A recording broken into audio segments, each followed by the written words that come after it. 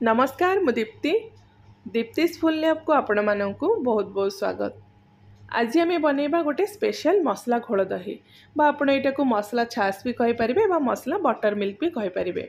आउ ए जो मसला घोल दही पाए ना गोटे स्पेशल मसला आम बनैबा जोटा को आपण बहुत दिन जाए स्टोर करके भी रखि परिबे। जेते बेले आपनकर इच्छा हबो सेते बेले आपण दही रे बस मिक्स करके एटा को पी परिबे।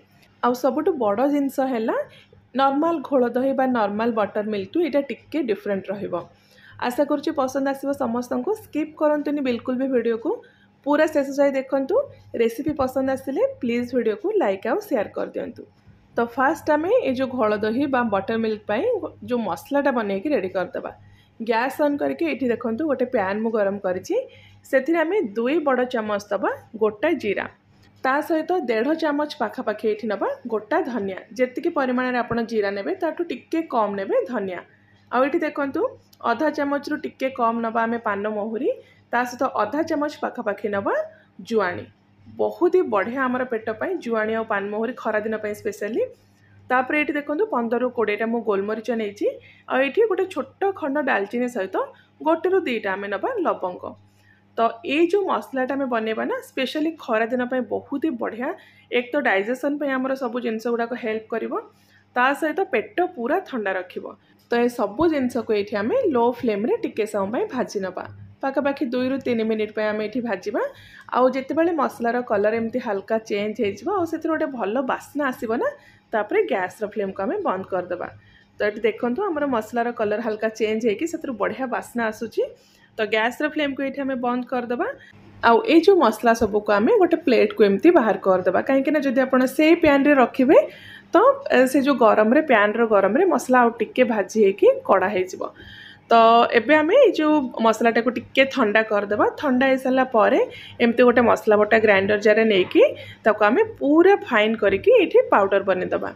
तो पाउडर बनैबा पूर्व आम कौन करवा ना ए आउ किसी इंपोर्टेंट जिनस सब ऐड करवा जमीक ये देखो अधा छोट चामच मुझे कला लुण ता सहित नॉर्मल लुण आम जोटा घरे रेगुलर यूज कर गोटे चामच आउ ये चाट मसला आम ऐड करवा गोटे चामच ता सहित गोटे रु 1.5 चामच पाखापाखि जी चाट मसला ने ताठू टिके बेसी ने आमचूर पाउडर आउ लास्ट आम अधा चामच ऐड करवा हिंगु।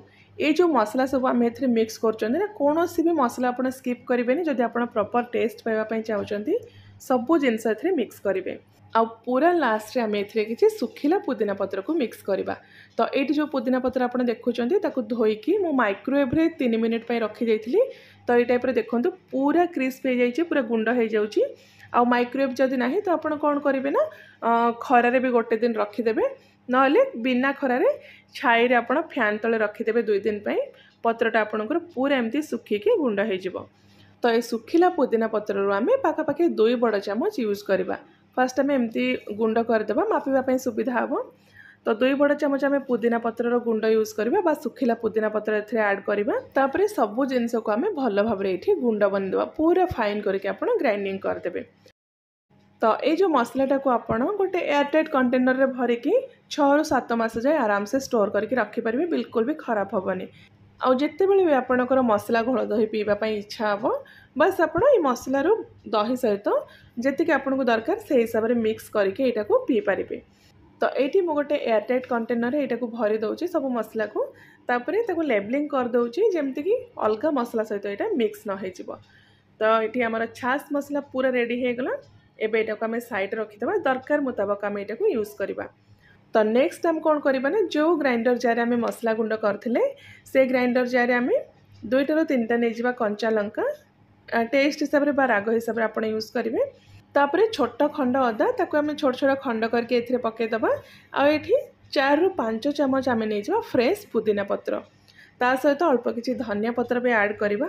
आउ 2 ରୁ 3 चामच पाखापाखि ए पानी देकी ताको पूरा आम पेस्ट बनईदे। आउ जदि आपण ग्राइंडर जार अल्प मसला बाटी होनी तो आप गोटे हेमदस्तार भी छेची पारे पूरा फाइन करके नले शिଳରେ भी बाटी पारे। तो ये आमर घोल दही जो पेस्ट मसलाटा पूरा रेडी हो गला यहाँ को साइड रखिदे। आ नेक्स्ट ये देखो गोटे माटी हांडी मु यूज करी जदि आप चाहिए गोटे बड़ जगह भी नहीं पारे ना जेकोसी गोटे जार रे भी ये जो मसला घोल दहीटा को बन पारे।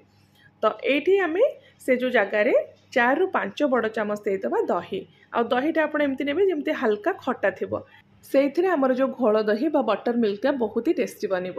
तो एबे आम एमती गोटे चामच हो एमती गोटे बीटर रे भल भाव बीट करदे जमती बिल्कुल भी से गोटा गोटा न रहिबो पूरा स्मूथ करके आप एमती बीट करदे।